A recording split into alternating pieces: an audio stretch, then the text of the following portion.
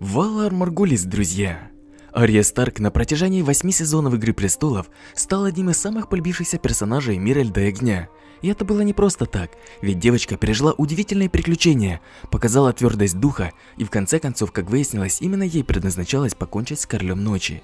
В финале Игры Престолов Ария решает отправиться на запад, в неизвестность, ведь на данный момент никто из вестеросцев не знает, что находится западнее их материка. Наверное, многих из вас интересует, как же сложилась судьба Арии, какие она пережила приключения и осталась ли она в живых, ведь часто попытки западных плаваний заканчивались неудачно. Если вам это интересно, то вы открыли правильное видео. А перед тем, как перейти к приключениям Арии, хочу поблагодарить спонсора ее приключений – мобильную игру Викинги. Благодаря ей девочке наверняка не будет скучно в плавании, ведь Викинги уже играют более 20 миллионов игроков со всего мира, и они достойно ее оценили, ведь игра уже не первый год является лидером среди военно-экономических игр стратегий. Викинги – это не только битвы, здесь также большую роль играет и социальный элемент. Объединившись в команды, можно достичь намного больше, чем одному. Всегда приятно знать, что тебя кто-то прикроет в случае чего.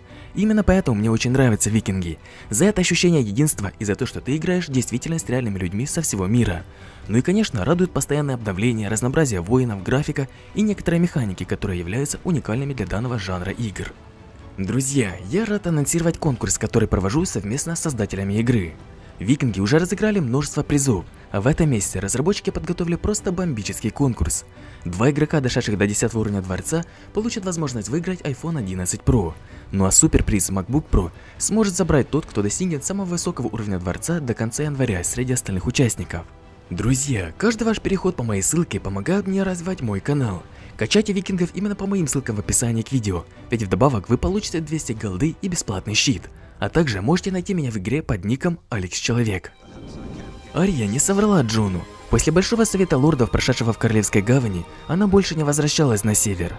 Все, о чем она могла теперь думать, был неизвестный и манящий Запад, а не родные и одновременно серые и скучные северные земли. Ей было грустно понимать, что, возможно, она больше никогда снова не увидит братьев и сестру. Но она также осознавала, что в Вестеросе ей нет места. Ей нужно что-то другое, и, возможно, оно находится где-то там, в неизвестных западных землях. В том, что они существуют, она даже не сомневалась. Учитывая тот факт, что Бран стал королем, у Арии не было проблем в финансовой составляющей ее затеи. Главная задача была в том, чтобы подобрать опытную команду и корабль, способный выдержать далекое и сложное плавание. Несмотря на то, что знаний в корабельном деле у Арии было немного, она знала человека с довольно большим багажом знаний, который мог бы ей помочь с организацией экспедиции. Им был никто иной, как сир Давас Сивард, новый мастер над кораблями в Малом Совете Брана Сломленного. Давас, будучи опытным моряком, выбрал наиболее подходящий для данной миссии корабль и надежную команду. Вернее, он подобрал 2 корабля, так как в такое опасное плавание надежнее отправляться на нескольких суднах. Немаловажную роль в успехе экспедиции играют капитаны кораблей. Ария на себя такую роль не может примерить. Поэтому Давас также нашел 2 надежных и довольно опытных моряков, которые, по его мнению, должны справиться с возложенной на них ответственностью. Люцарис Уотерс, бастард из дома Виларионов, участвовал в битве на Черноводной, был капитаном морского коня, одного из 4 кораблей, предоставленных Виларионами Станису. После гибели главы своего дома Монтфорта Вилариона и поражения Станиса не прекратил поддержку законного наследника Железного Трона.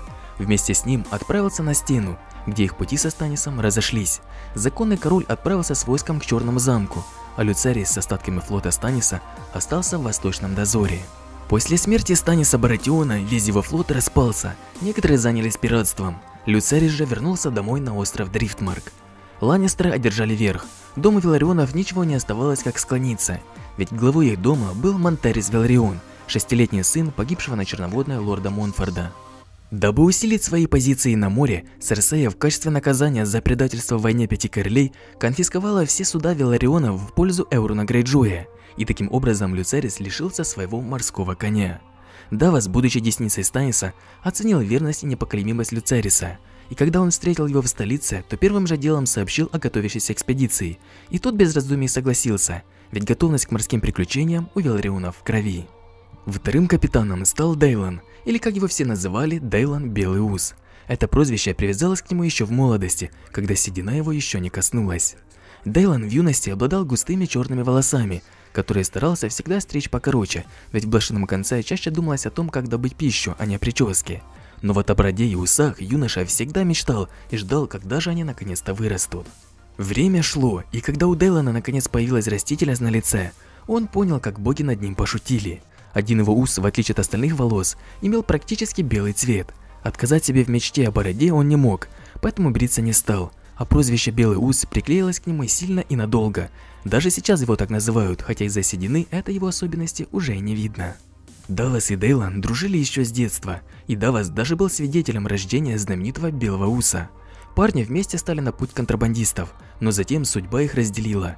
Белый Ус поменял ремесло и стал пиратом, грабя торговые корабли, а Даллас стал на службу к Станису. Несмотря на разность их положения, они поддерживали связь, и их можно было назвать друзьями. Зная любовь Дейлана к разного рода авантюрам, Даллас ни на минуту не сомневался, что тот согласится, ведь в случае успеха его ждала огромная прибыль, которую принесли бы новые товары и торговые пути.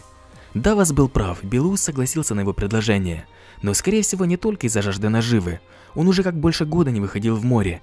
Как и в случае Люцериса, его корабль был реквизирован. По приказу Серсеи, все корабли, которые стояли в порту Ланниспорта, забрали в пользу короны, дабы усилить флот Эуруна, который противостоял вторжению иноземных дикарей и рабов-евнухов. Знакомство Арьи с капитанами прошло хорошо, они друг другу понравились. Белый Ус не мог поверить, что такая маленькая девочка убила самого Короля Ночи.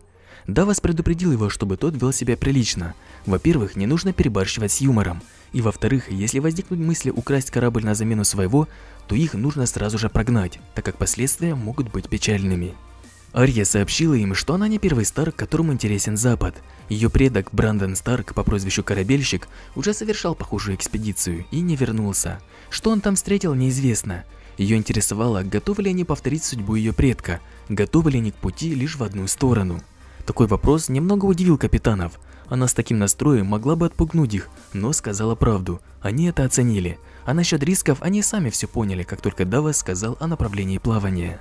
После того, как они вместе поговорили о возможных рисках, пришла пора прокладывать путь будущей экспедиции, или как минимум ее направление. Арья предложила пойти по следам Алисы Фарман, которая почти 250 лет назад на своем летящем за солнцем открыла самую западную точку на известной карте – 3 небольших гористых острова к юго-западу от Летних островов, которые она назвала Эйгон, Весенний и Рейнис. Эти острова необитаемые, но пригодны для жизни. Здесь имеется пресная вода, водятся птицы, дикие свиньи и серые ящеры с оленя величиной. Растут ореховые и фруктовые деревья, которые Вестеросе не знают, они удивляют своими розовыми плодами. Мысли Арьи показались капитанам вполне хорошими. На островах можно будет пополнить продовольственные запасы и уже наверняка отправиться в неизведанное. Но была одна загвоздка. Эти острова находятся на юго-западе от Вестероса, а не на западе. И чтобы их посетить, нужно будет совершить огромный крюк, или же поменять направление экспедиции из западного на юго-западное. Поразмыслив, они все же решили придерживаться западного направления. Острова хотя и могли пополнить запасы, но отклонение от курса слишком большое. Неизвестно, стоит ли оно того. 2 корабля, которые Даллас нашел для экспедиции, Арья хотела назвать Эддардом и Кейтлин в честь родителей, чтобы они были вместе с ней в плавании. Но мысли о том, что корабли могут разбиться, прогнали эту идею прочь. Она не хотела снова терять родителей, хотя и символичных. Первый корабль она решила назвать Льдина. Он будет символизировать север, ее дом, место, которое она покинула. А второй получил название Восточный ветер. Именно такой ветер должен их сопровождать на протяжении всего пути. Да и они сами для тех, кого могут встретить, будут восточным ветром. Льдина и Восточный ветер покинули Королевскую гавань и направились в Старомест, где они окончательно запасутся припасами и отправятся прямо на запад. Король Бран присутствовал во время отплытия экспедиции. Они с Арьей, будучи самыми малоэмоциональными из Старков, лишь сдержанно обмолвились несколькими прощальными фразами. Слова Брана о том, что Арью ждет интересное будущее, непонятно как можно было расценить. Это его пожелание сестре или он что-то видел? Об этом расскажет только будущее. Прибыв в Старомест, капитаны Люцерис и Дейлан занялись обслуживанием кораблей и заготовкой припасов на долгие месяцы плавания. Арья же, будучи уже известной персоной, была приглашена на ужин лордом Лейтоном Хайтауэром. Лорд Лейтон пытался быть учтивым к сестре нового короля и героине, которая спасла Вестерос от белых ходоков, хотя в последнее ему не верилось, но из вежливости он об этом гости не сообщил. Глаз Староместа пытался завести разговор в тему политики и узнать о настроениях короля, ведь он был глубоко недоволен сложившейся ситуацией с Броном и считал оскорбительным то, что он стал вассалом какого-то безродного наемника. Но Арье тема политики была неинтересна, да и она на протяжении всего пребывания в столице Красный замок посещала всего лишь несколько раз, поэтому знать что-то, что могло заинтересовать лорда Лейтона, она не могла. Неловкость разговора скрасила Десмира Редвин, которая также гостила у Хайтауэров. Вернее, ее послал отец, Пакстер Редвин, в Старомест, чтобы она присмотрелась к сыновьям лорда Лейтона, ведь девушке было уже за 20, и давно пора задумываться о замужестве, а ее интересовало только море. Услышав о планах Арьи отправиться на запад, у Десмиры загорелись глаза, ведь она давно мечтала о таком путешествии. Ее кумиром с самого детства была Элиса Фарман, и она хотела повторить ее успех, открыв новые земли. Весь ужин шли разговоры о возможных землях, о которых ничего не известно, народах, их быте.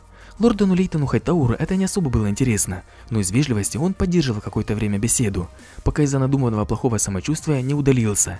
Девушек же так увлекла беседа, что они не заметили, как остались только вдвоем, а все остальные уже давно покинули зал.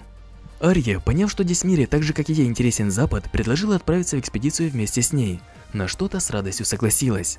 Но Арья не ожидала, что у Десмиры есть свой корабль под названием «Яркое солнце», ведь в отличие от Арьи, Десмира настоящий моряк. Дом Редвинов на протяжении длительного периода времени обладал самым большим флотом в Эстеросе, и в такой семье невозможно не полюбить морское дело. Название «Яркое солнце» было не просто так, ведь оно в точности описывало саму Десмиру, светлую рыжеватую девушку с горящими голубыми глазами и веснушками. Из-за того, что к экспедиции присоединился еще один корабль, которому нужно было подготовиться к длительному путешествию, отплытие пришлось задержать на несколько дней. Это не понравилось капитанам Люцерису и Дейлану, но все же они подчинились. Через неделю после прибытия в Старомест, Льдина, Восточный ветер и Яркое солнце с первыми лучами солнца отправились в путешествие на запад. Первые 3 дня плавание складывалось отлично. Была хорошая погода, и путешественников сопровождал попутный ветер. Эскадра, состоящая из 3 кораблей с флагманом Льдиной, двигалась строго на запад. Все были в приподнятом настроении и ожидали встретить что-то невероятное. Но на 4-й день их пути фортуна перестала им улыбаться, исчез попутный ветер, а еще через пару дней вообще наступила штиль. Команда не поникла духом, а часто собиралась на льдине и обсуждала будущие планы. Пока переживать было не из-за чего, продовольствия у них было достаточно. Десмира Редвин, хотя и изначально заставила капитанов Люцериса и Дейлана понервничать в связи с задержкой отплытия их экспедиции, впоследствии им очень понравилось. Милую внешность подкрепляли еще умения и знания в морском деле, что вызывало уважение в глазах опытных моряков. Штиль продлился почти неделю. Примечательно, что в день, когда команда наконец начала ощущать легенький ветерок, несколько матросов где-то вдалеке увидели Левиафана, или по крайней мере что-то похожее на него. Левиафаны чем-то похожи на китов, но достигают значительно больших размеров, говорят, что даже больше драконов. Увидеть легендарное животное своими глазами – это интересно, но не в данном случае. Если Левиафан надумает напасть на корабли, разрушения могут быть критичными, и в лучшем случае им придется вернуться назад, не говоря уже о худшем раскладе. К счастью путешественников, они не узнают, кого же тогда заметили моряки. Погода поменялась, и они продолжили свой путь. Через еще несколько дней погода снова начала меняться, но в этот раз в совсем другую сторону. Все показывало на то, что близится шторм, и небо становилось все темнее и темнее. К огромному удивлению команды шторма не было, но огромные волны и затянутое тучами темное небо уже сопровождали их 2 дня, а еще через день начал чувствоваться запах серы. Было понятно, что где-то недалеко недавно произошло извержение вулкана, но так как карты этой местности не было, экспедиция двигалась строго на запад, придерживаясь своего маршрута. Еще через сутки движение облаков и дыма стало более явно намекать, где же произошло извержение вулкана. Посоветовавшись, команда решила поменять курс на юго-западный и посмотреть на источник извержения, ведь там может находиться огромный материк. Но к их огромному сожалению или счастью, наконец-то шторм собрался силами и заиграл всеми красками. Всю эскадру хорошо потрепало и отнесло куда-то очень далеко. К счастью, корабли разбросало не настолько, чтобы они не смогли найти друг друга, и вскоре вся экспедиция снова была вместе. Оценив повреждения, было ясно, что больше всех пострадал Восточный ветер, что очень расстроило Белого Уса, но он все еще мог продолжать свой путь. Так как было понятно приблизительное направление, где возможно случилось извержение, они подумывали изменить свой маршрут из западного на южный и направиться туда. Вероятно, боги или же простая случайность не хотели, чтобы Арья попала на проклятые земли.